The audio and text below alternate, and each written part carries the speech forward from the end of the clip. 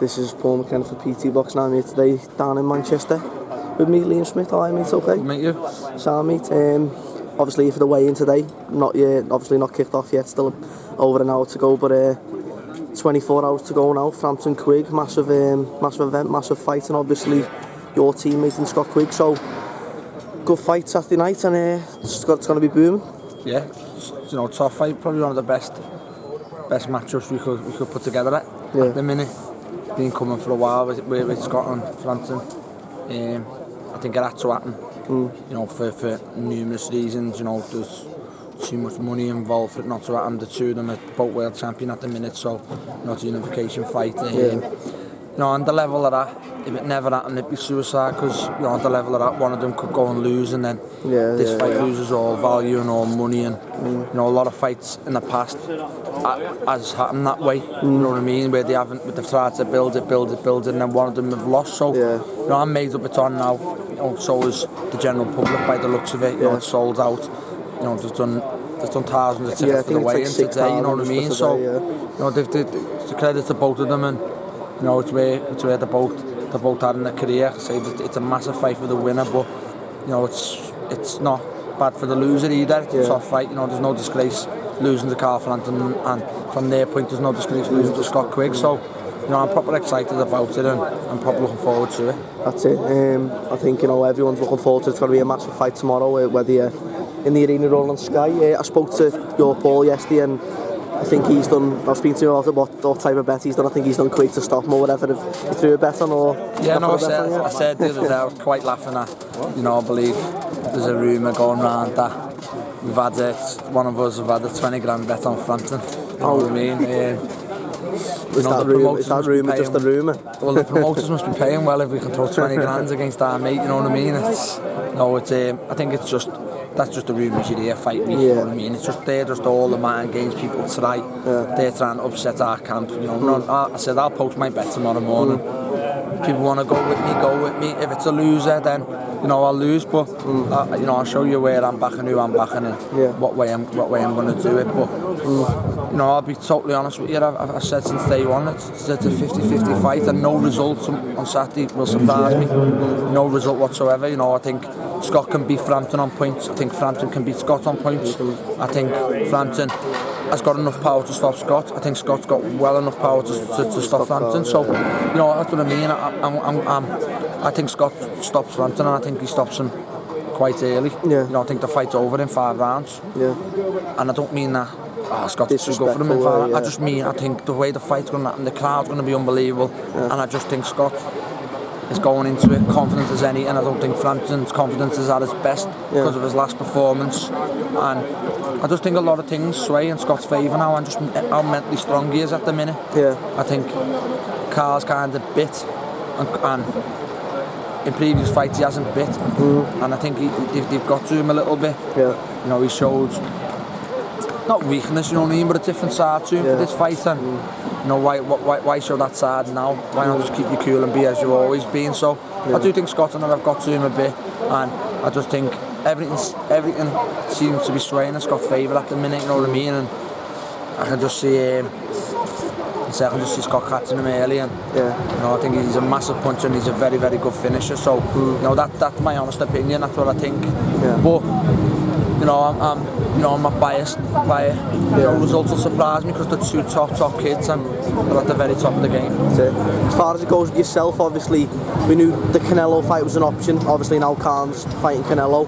There's been plenty of rumours flying around. That a Cotto's another option. What's the latest? Can you tell us any news? Or? Yeah, well, I got basically 2 offers off them both at the same time, and I was always. I know you've always been a bit of a fan of Cotto. Yeah, I was always swaying towards the Cotto one anyway. You know what I mean? The time wise and all that, it's kind of better for me at this minute. But that way to say I weren't going to take the Canelo one. I was weighing my options up, but HBO wants a Canelo. That's fine by me. I'm not in no rush to fight any of them. I'm not. I'm not 30 odd years of age coming to the end of my career and having to cash in on something. I'm world champion, I've still got numerous options, and we're just weighing them up at the minute. I think the Cotto one's still there, we're still negotiating with Cotto. But you know, that doesn't mean to say he's not negotiating with other people as well. I don't know. You know, he's the man. It's up to him to pick. Even though I'm the champion, it's up, he might want to fight me. Might want to fight someone else. So that's where we're at with the Cotto situation. And I've got all the other options on the table, and you know, if it's not Cotto, I'm fighting May in Liverpool.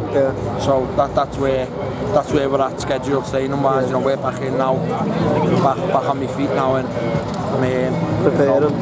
Just starting to get fit now, getting my weight down and back in. I had a good rest, you know what I mean. I chose to have a good rest. I kind of regret it now because it's hard getting back fit. You know, last year where I'd done camps back to back. You know, I made weight very comfortable, and you know, I was flying fitness wise. But I chose to have that rest for a reason, because you know, I'd done them camps back to back, and they were hard camps, so you know, I had a full month off without doing a thing. And you know, now we're back in, and you know, that's it. Back on the wagon. I know since, you know, I've spoken to you a few times about it, and I know you've always wanted to go and fight in America, especially, so obviously if you was to fight Cotto, I'm guessing 95% sure it'd be in America. So. Yeah, that's New York, 100%. June the 18th, that's New York, so that's where we're that's that Cotto one, that's going to be New York. You know, they won't come over here, they're too big over there to come over here, to be honest with you. Okay, well, one more before we go. Obviously, two more of your teammates, obviously, in Jose Burton and Marcus Morrison. I know you've helped Marcus out sparring a little bit in the past and stuff, both fighting as well tomorrow night, so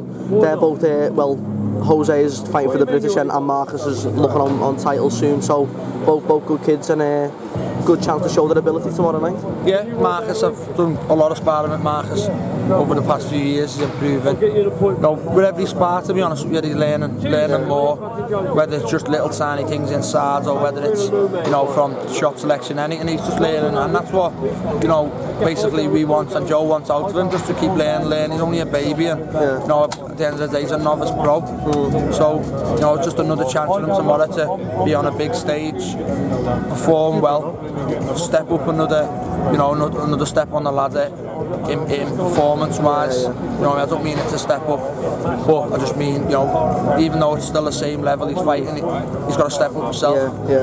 Each fight now he's got to get better and better, and you know, as long as Joe and we see that, then you know, we'll all be happy with him. He's improving in the gym, he just needs to do the same there. And then, you know, I'm kind of happy for Jose that he's got a fight. He's been unlucky with a few fights, had a few title fights where they pulled out or the show's been cancelled. Then you know, his last one would have been a good fight, Tony Hill, but he done his ribbing, and now he's got a big fight against the good kids in Miles Trinken. You know, it's, and I say I'm not good at the fighting, because you know, I've mates with Miles, I was on the same England team as him. You know, I like Miles, he's a friend, but you know, I think Miles will know himself. I'm close to Jose. I've been since the amateurs, and the same. I've been saying every day with him. Lose one of them. No, it's kind of, you know, if Miles weren't fighting Opie, then you know, I wouldn't want to see Miles lose to any other kid, but I think Miles will know, you know, I'll be shouting for Opie, and it's just the sport we're in, there's no malice in it. I just, you know, I hope Opie wins. No, I hope they have a top fight, and Opie wins, and then Miles comes again, and what have you. But you know, as I say, my loyalties at the minute like Opie, so but he's a good enough lad and a gentleman to know that, Miles, and you know, I'm sure he'll understand, and he won't hold nothing against us for that. That's it, mate. Well, on that note, thanks for speaking to us today, Liam. I'm sure we'll catch up with you soon whenever we've got some more news on the fight, and best of luck with whatever happens. Nice one, mate. Thanks.